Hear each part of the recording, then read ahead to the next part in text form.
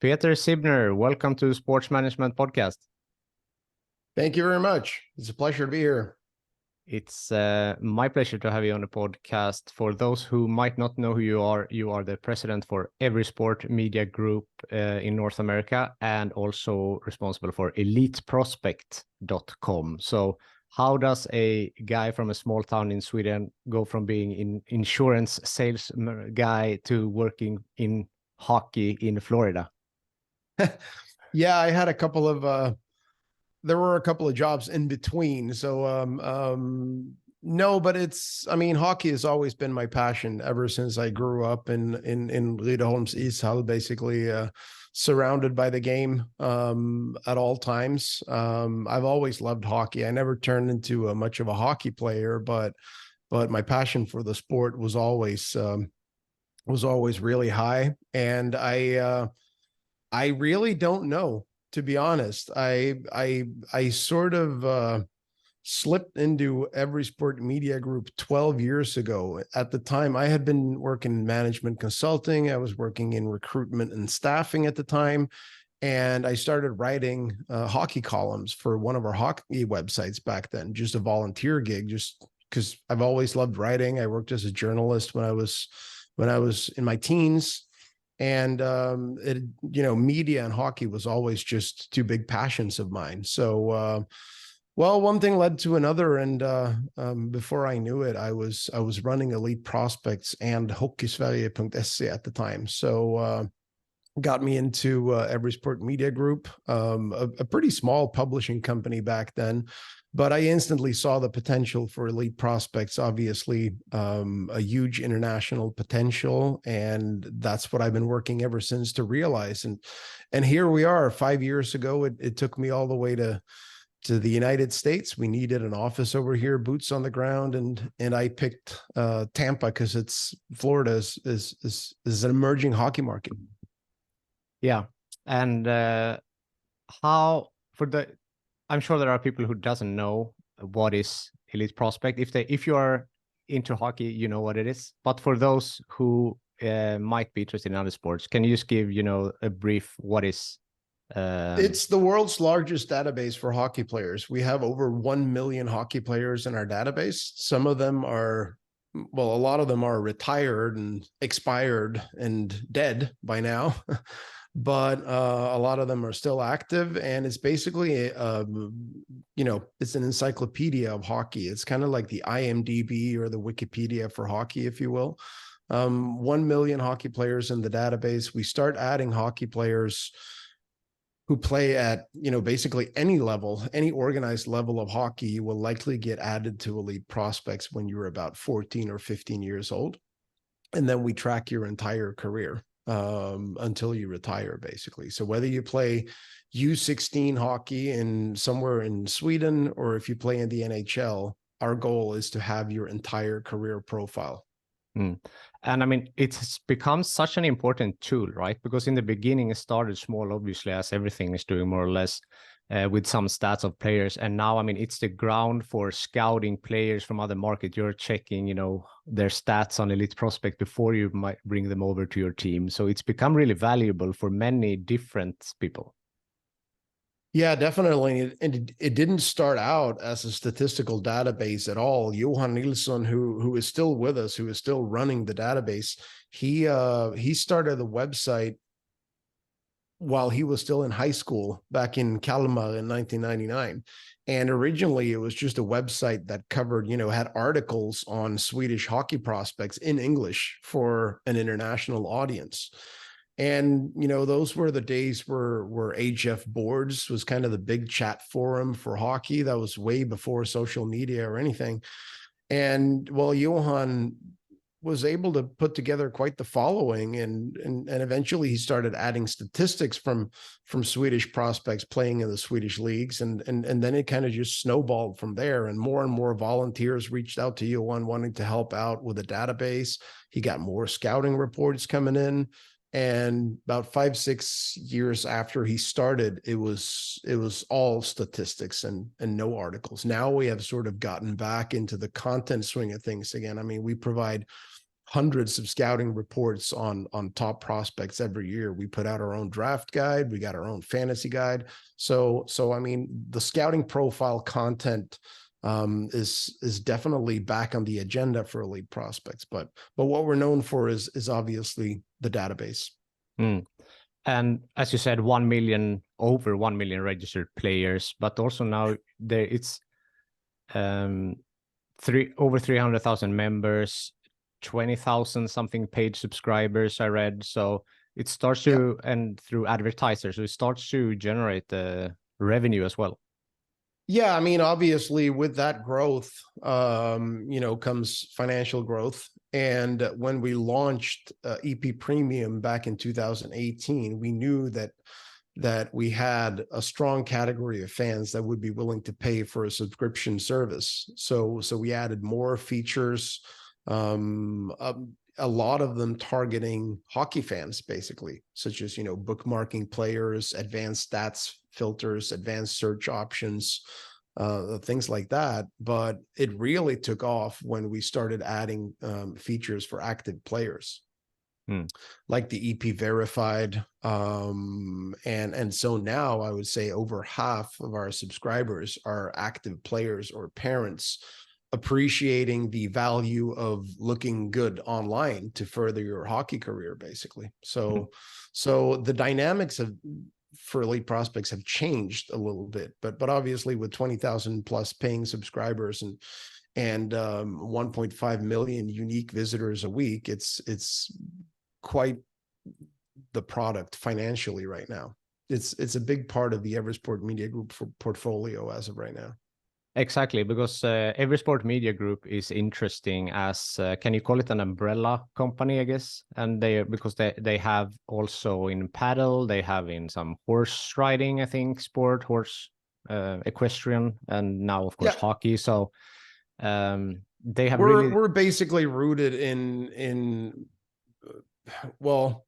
a few different areas, I would say, as a content provider and a publisher. Obviously, our horse racing division started as a content provider for ATG.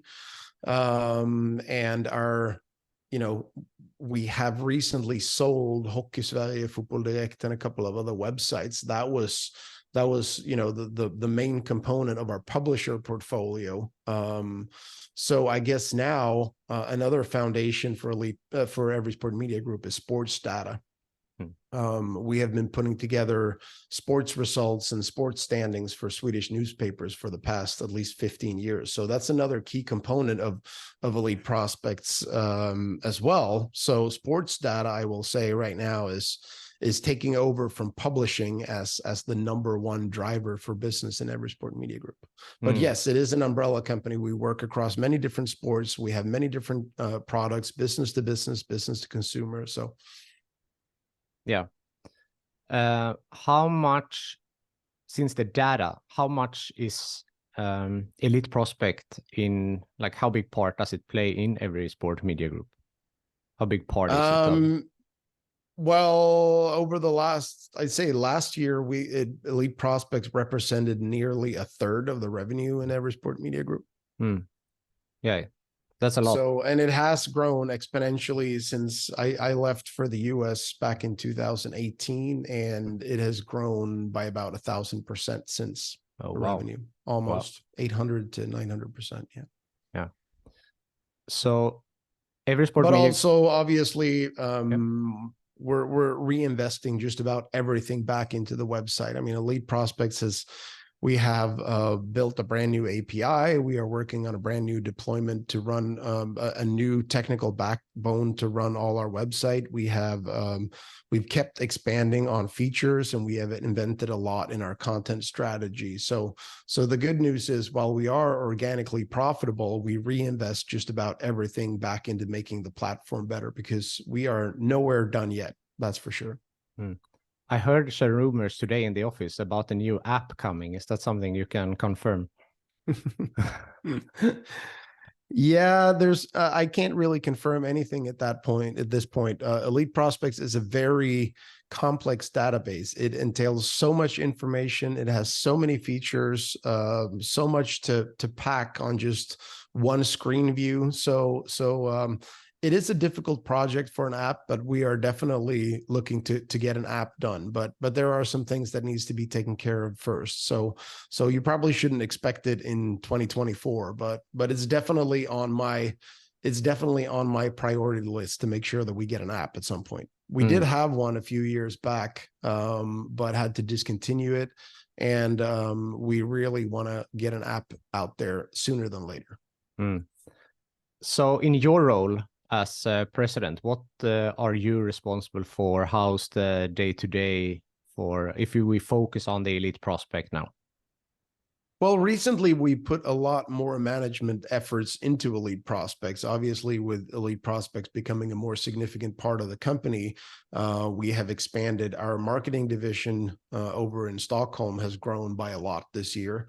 So my leadership role for several years, I was the one calling the shots, basically. Now it's more of a management group running elite prospects with, we have a product development manager, we have a database manager, we have a marketing manager, and we have our group CEO in Stockholm being much more involved with elite prospects right now.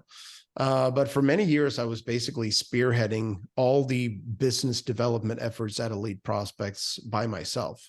As of right now, since I'm in North America, I obviously manage all our North American staff. It's a lot of work with the financial aspects, monthly reporting, and just keeping track of invoices and whatnot, hiring staff, payroll, all that. But primarily, I am working to expand Elite Prospects in the active player community right now. I am very much involved with the event side of Elite Prospects, which we started a couple of years ago to get an online brand out to the rinks and get the brand in front of actual hockey players on a daily basis. So this year we're putting on 4 major tournament events, what we call the Elite Prospects Cup Series. It's a AAA event for players aged 14 to 18. And we're also planning for the 3rd year of our Elite Prospects Invitational, which is kind of like a TV-pucken in North America, a smaller version of TV-pucken, where this year we will have some of the best 2008-born players compete over 3 days at a showcase event that we're putting together. So that is what occupies a lot of my time right now. I'm also behind a lot of the content we put out. So I'm working closely with my editor-in-chief, JD Burke, and other contributors to make sure that our editorial content is world-class at all times. Interesting. And you're also involved as an official partner at the World Juniors in Gothenburg. Here is my hometown this year in a couple of days only. Yes, so we are the career partner of the 2024 World Junior Championships. It's not the first time we've sponsored a tournament like this. We did the U18s in Dallas a couple of years ago.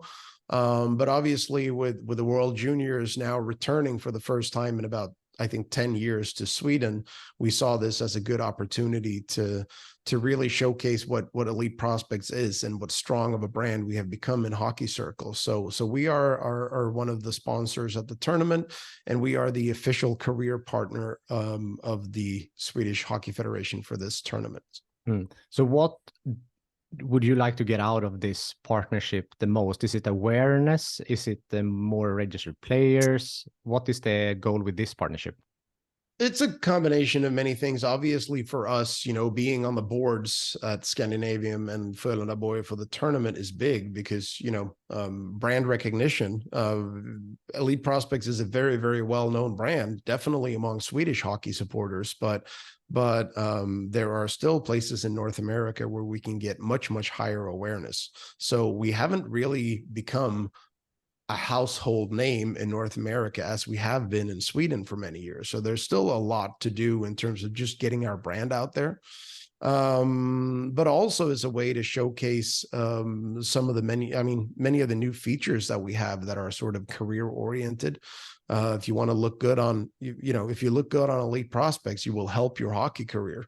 And that's sort of the message that we want to get through in the World Juniors. The audience for us is perfect because there's a lot of young hockey players watching the tournament. There's a lot of parents up there in the stands for the games and obviously in front of the TVs. So while also hoping to convert. We're going to be launching some subscription campaigns alongside our World Junior project. And so it's a combination of many different marketing activations for sure. We will be at Scandinavium handing out hats and souvenirs. And so you can actually go to Scandinavium and meet with elite prospects. And I'm working right now to get a scale and a measuring tape in there. So if we have any hockey playing kids that want to come and get their height and weight right for their elite prospects profile, just go to the elite prospects booth at Scandinavium and get your height and weight correct.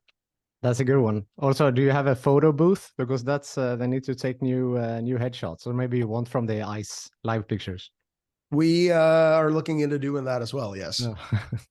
we prefer on ice pictures, Yeah. but a headshot will do too. So Yeah. no, it will be fun. I mean, it's the World Juniors it's usually around that time of year we see our peak traffic. And this is where Elite Prospects really stands out because no other outlet really has all the data on all these players that we have. So True. How often do you get the question, can you fix my stats in Elite Prospect? all the time.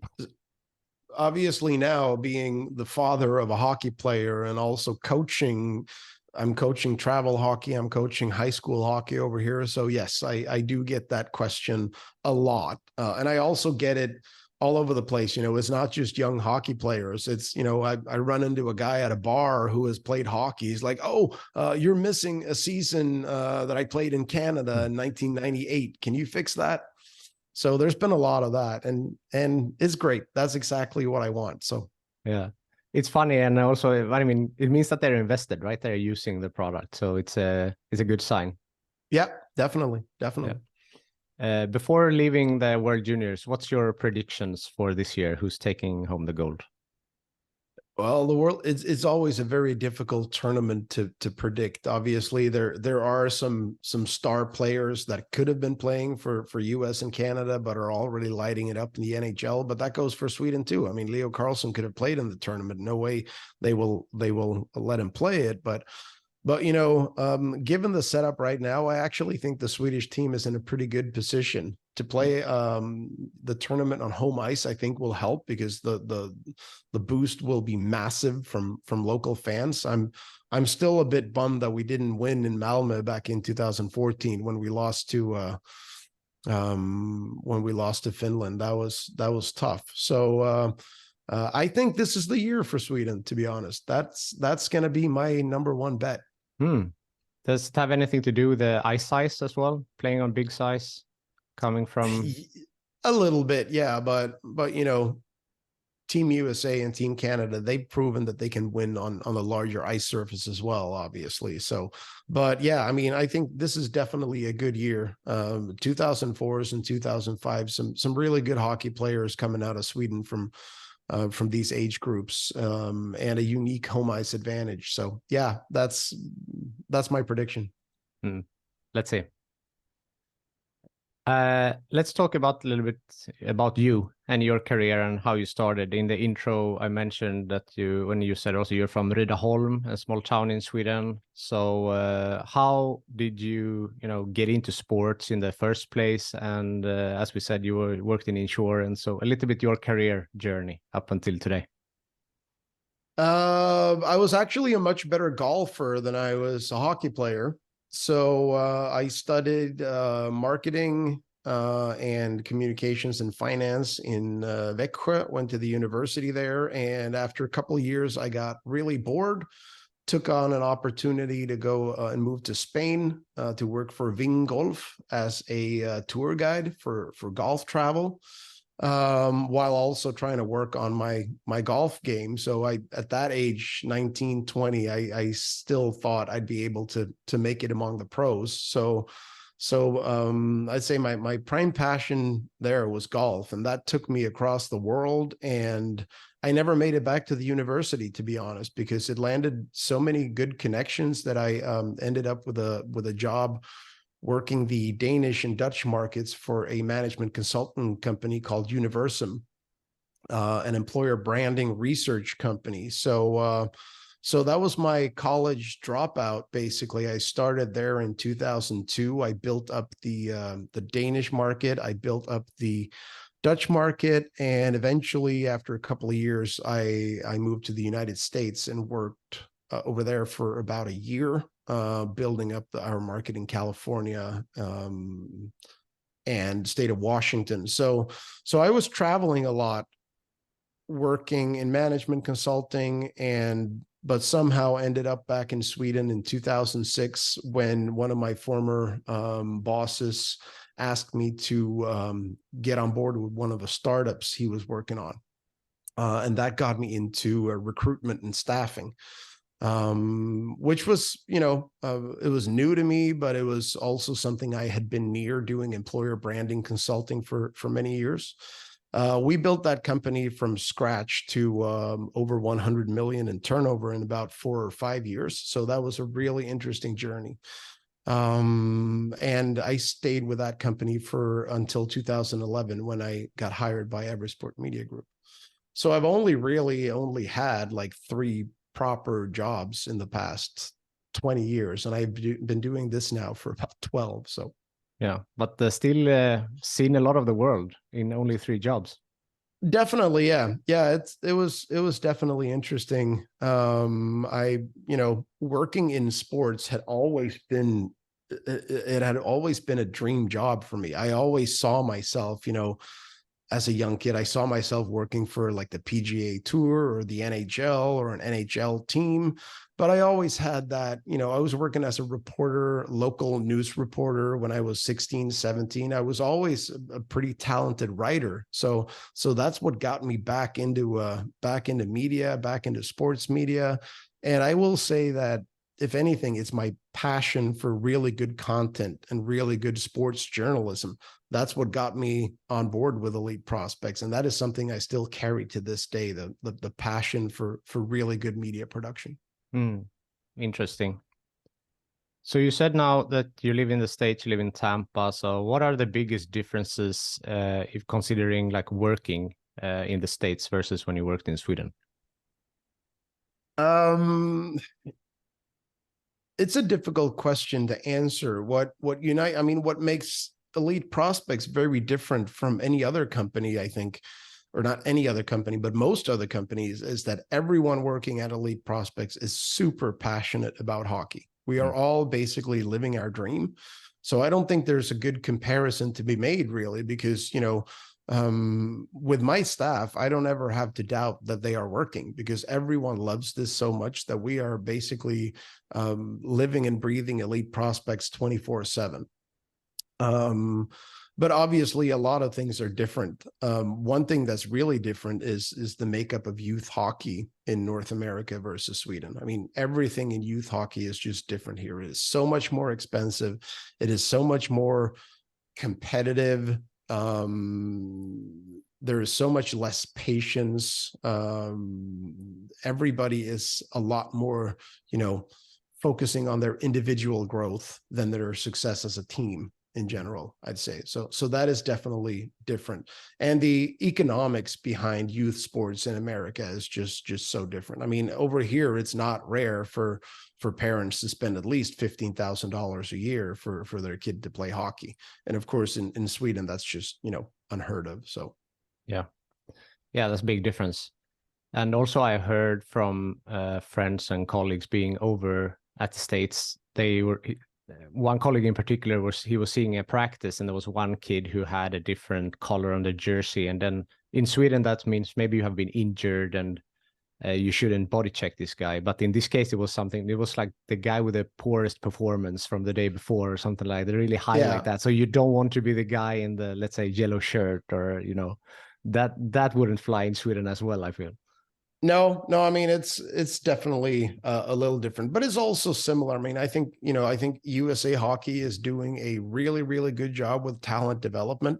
I mean, us Swedes were known to be tooting our own horn a lot, but to be honest, I mean, the development of hockey players coming out of the United States right now is just crazy. I mean, if you look at the best on best, if there would be an Olympic tournament played next week, I think Team USA would be a better team than Team Canada, to be honest. That's how good the US have been over the past 10, 15 years in churning out prime hockey players. So there's a lot of good going on in the system.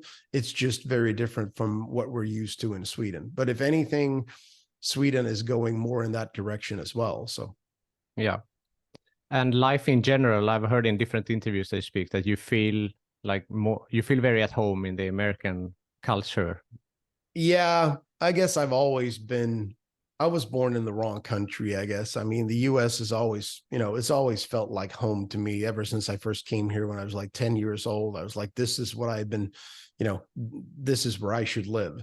And that was always, I moved here when I was 25. I thought I was never going to come back. I thought that was it. But, for whatever reason, life had other plans for me. But now I'm back. And this is where I feel at home. My kids feel very much at home here now. They even struggle to speak Swedish at home sometimes, definitely. So my daughter, who's 11, she doesn't like to speak Swedish anymore at all. And they were, born and bred in Sweden. But so, I mean, for me, this is home. No doubt about that. I also heard that you wanted to be a Marine when you were around 18 years old. Yeah, Jagger. Yeah, I don't know. Is that not Marine?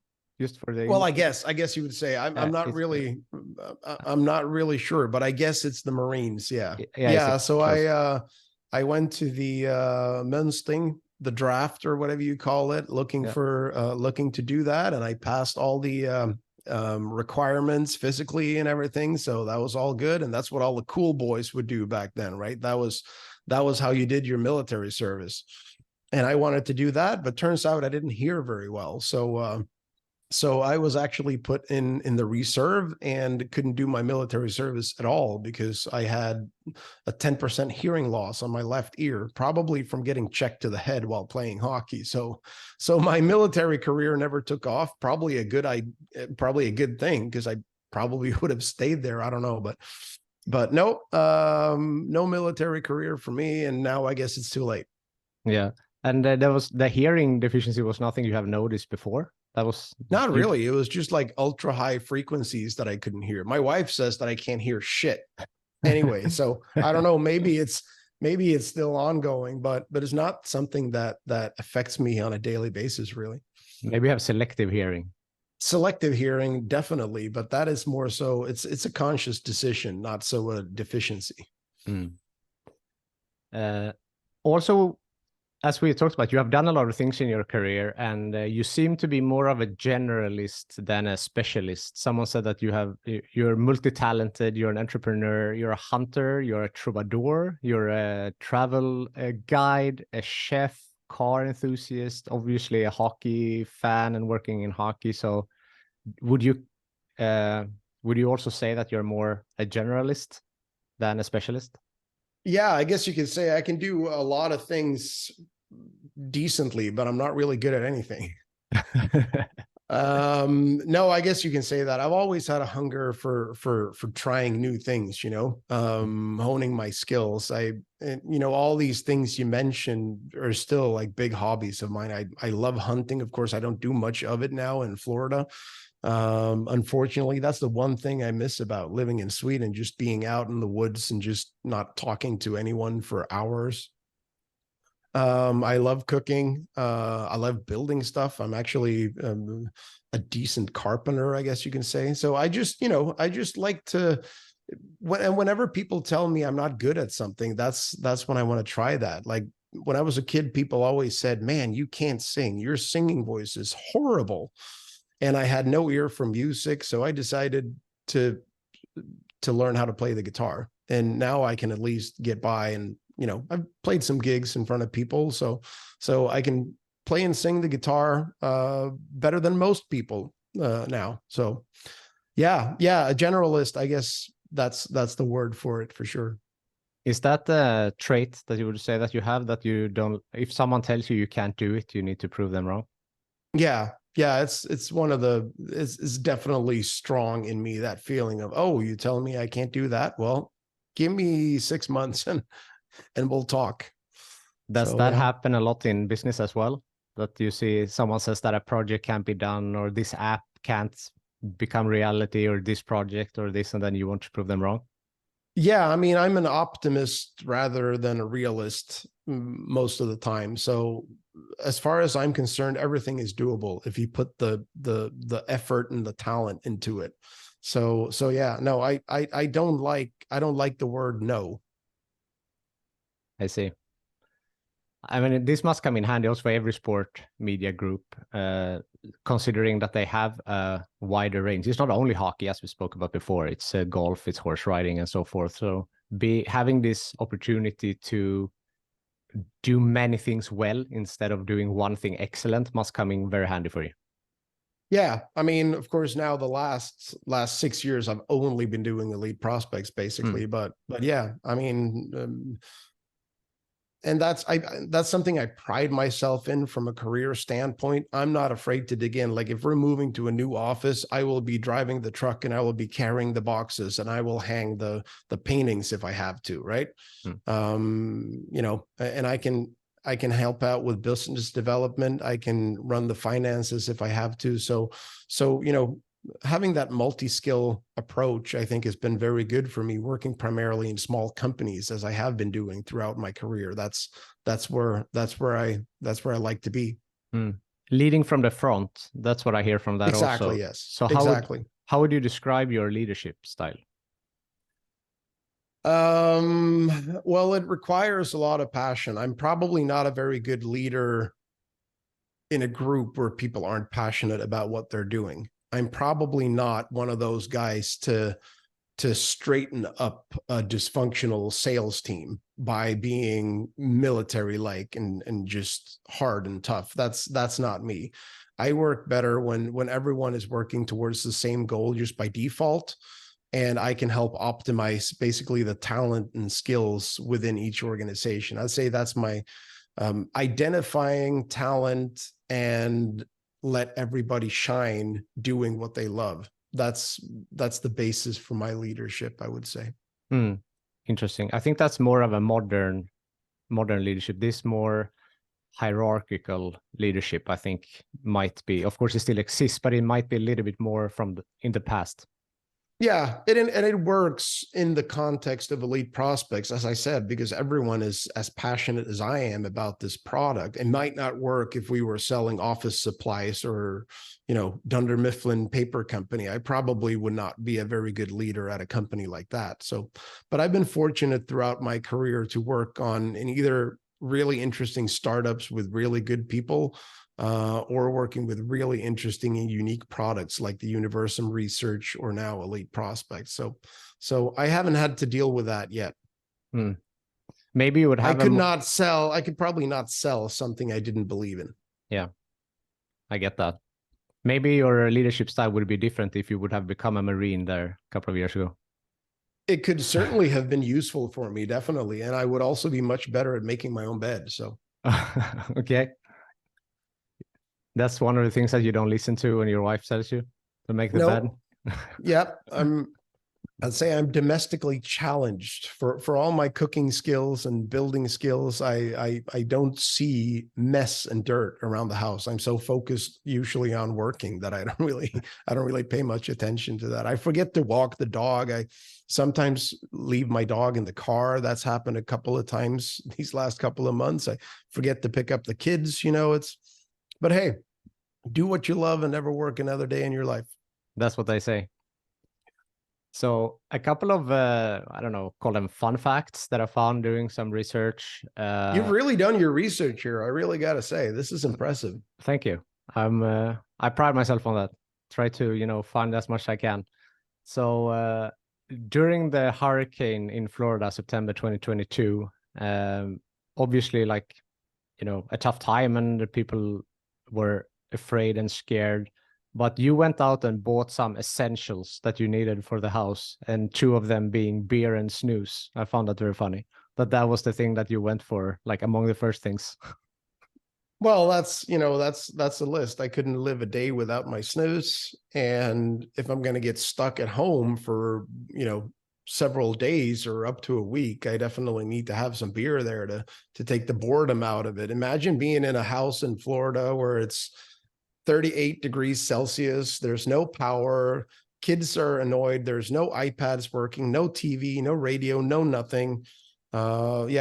Yeah, snooze and beer, that was definitely high up on my supply list, along with toilet paper, water, and canned foods. So that's the 5 things for survival. Yeah, and the snooze was also the headline when I got interviewed by Radio Kronoberg for that first hurricane. First year we lived here, a big hurricane was supposed to hit Florida. So that was the headline. Smålänning bunkrar snus och öl på Floridas västkust. Classic. Classic, yeah. So how do you get it? It's not sold in the States, right?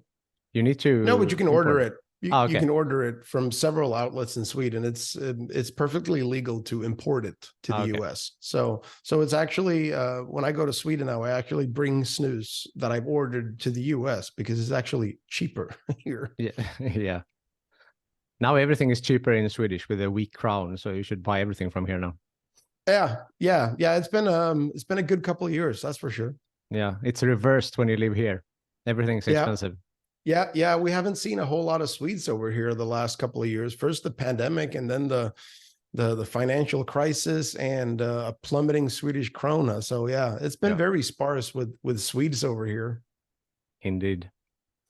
Another fun fact is that although it wasn't really close in terms of distance, you were the neighbor with Mick Jagger at some point. Is that right? Yeah, it was fairly close. I'd say it's about 5 minutes from my house at the time. So he bought.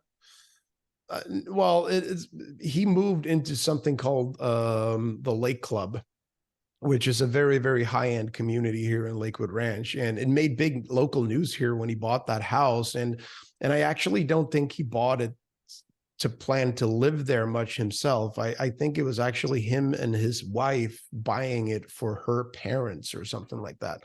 So I don't even know if Mick Jagger ever set foot in that house, but he certainly bought it. And then he sold it not too long ago, probably about 6 months ago. And obviously property prices down in Florida have skyrocketed about 100% in the last couple of years. So he probably made a pretty big killing on the house too. Probably bought it for like $3 million and sold it for $6 million or something. So you never went over there for a barbecue or anything? You didn't see him? No, not really. Not really. I like the Rolling Stones, but I'm not really a Rolling Stones super fan. So he's not one. I mean, if it was Axl Rose or Bob Dylan, I certainly would have stopped by to say hi, but no, I never saw Mick Jagger, and I'm not even sure he ever set foot in that house, but he certainly did own it for a couple of years. Yeah. So now you are the most famous person in the neighborhood again. Yeah, and Jerry Springer died. So I guess he lived there too. Jerry Springer did, yeah, and Brian Johnson from the AC/DC too. So I guess it's Brian Johnson, and I'm definitely climbing up the list. That's the good news. Yeah, that's funny. A question I always ask is, have you had any bumps on the road in your career? And if so, how did you overcome them? I think it's all just a big bump in the road, to be honest. Every day is a big bump in the road. Well, there have been bumps in the road, certainly, where when I left Universum, there was definitely a bump in the road. I moved to the US by myself, 25 years old. It was a completely different corporate culture. I had a boss that, her way of managing things was not what I was used to, coming from 3-4 really successful years in Sweden, where I had built up my local markets really well, and all of a sudden a completely different management style. And I had finally realized the dream of moving to the United States, and 9 months into it, I was like, I can't do this anymore. And the type of visa I was on, I couldn't switch to another job. So I ended up, moving back home. I guess you could call that a bump in the road, because my dreams didn't really pan out the way they should. But, turns out I got home a couple of weeks later. I met my wife, and now I have her and 2 beautiful kids. So I guess it all happens for a reason, right? But career-wise, that was certainly a bump in the road. And with Elite Prospects, I mean, it hasn't always been It hasn't always been as nice and fine and dandy as it is right now. I mean, Elite Prospects was a minor product in a portfolio that's definitely struggled to be profitable for many years. So my first 3-4 years with Everysport, it was a pretty tough environment, really. I mean, our products they were just barely profitable. We didn't have a whole lot of resources to put into tech development. We didn't have the money to splash out on, awareness marketing. We couldn't hire always the best writers or the best people to do. So, I mean, it wasn't a bump in the road because it was still fun. It was still very an entrepreneurial spirit going on in the company, but it was definitely tougher than it is now when Elite Prospects is such a well-known brand, and a profitable brand at that. So if I would get invited to the podcast, Hundoren, I definitely have some dog years to talk about. Is that a dream podcast to be on? Is that Not really, but I like it because you always talk to successful people about their success. But what really interests me is the misery, because for every success story, there's a certain amount of misery that goes into it as well. Yeah, no, definitely. Hence the question, everyone has some bumps in their roads, and sometimes they lead to something good. As you said, you met your wife and now you have 2 kids, but career-wise, took a turn. Yeah. And I mean, that said, over the last 20 years, I've been blessed. I worked for 3 companies over the last 20 years, and I've enjoyed more or less every minute of it. So all in all, up until now, I have been very fortunate. And where we are now with Elite Prospects is obviously a great deal of satisfaction for me, having worked so hard to promote this brand for over a decade, to see where we are now with 23 out of 32 NHL teams using our API to power their talent management applications, seeing how big hockey people quote Elite Prospects on a daily basis. That's a great deal of satisfaction for me. And pride, I guess. Yeah, definitely pride, sense of accomplishment, but also, making you hungry for more, because I know we've only scratched the surface with Elite Prospects. I am thoroughly convinced that by launching the right improvements to the website over the next 2-3 years, we can double this thing again within the next 2 years. I'm totally convinced. So what are the long-term goals? And except for, of course, you talked about increasing revenue and double that, but any other specific goals? Yeah, I'm sure. I mean, if you ask our CEO and our owners, he will have one set of goals. I mean, one goal we're setting is to get to 50,000 subscribers, which obviously it's a big task at hand. We're at 20 now, but it's certainly doable given the plans we have for product improvement. My goals are probably not as not so much traditional KPIs as it is to just keep growing this platform and keep improving it, improving on our content, improving on our brand recognition. I'm not happy until every kid in North America skates around with an Elite Prospects jersey in practice. That's a big goal. Yeah, I like that. I mean, I want to get the brand recognition level of Elite Prospects up to where CCM and Bauer is in hockey. So we're definitely not there yet, but that's more so one of my goals than financial growth. The recognition part and the brand. Yeah, because again, that's when I one day leave this company, that will be my legacy, right? Yeah. No one's going to look at, they're going to look at our financial growth and that we went from basically nothing to several $1 million worth of annual sales. But in the end, my legacy is the accomplishment. And that goes for Johan too. Johan, who founded the website, he's still with us. He's been doing this for almost 25 years now. I know that's what he takes a lot of pride in as well. Of course. What is the best advice you have given or received?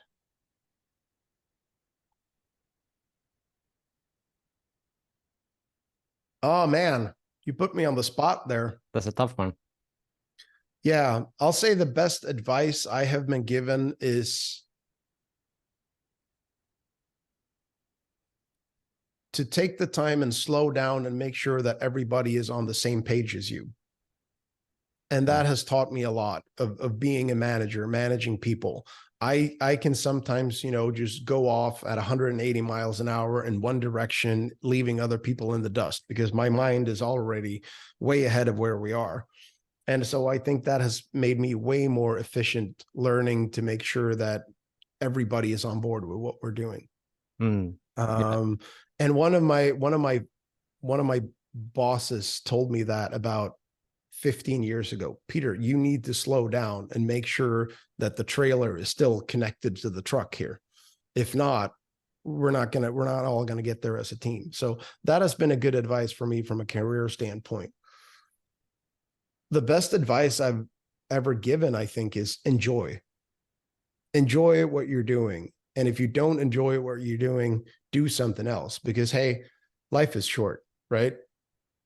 And that's why I love working at Elite Prospects, because even if we're, doing the annual budget or clearing out our accounts payable, which everybody hates to do, we're still doing it for the benefit of Elite Prospects. So we're all enjoying what we're doing. And that's the number one advice I want to give to everybody. Enjoy what you're doing. If not, quit, because it's not worth it.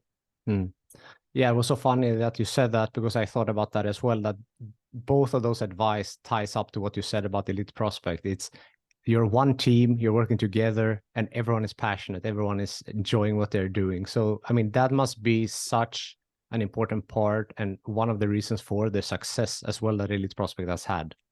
Yeah. It is. I mean, it's a curse and a blessing sometimes. I mean, I actually think that sometimes it would be beneficial to us to have a little bit more of new blood come in on a more, frequent basis. I don't think, for as long as I've been here, 12 years, I don't know that anyone has actually ever quit. But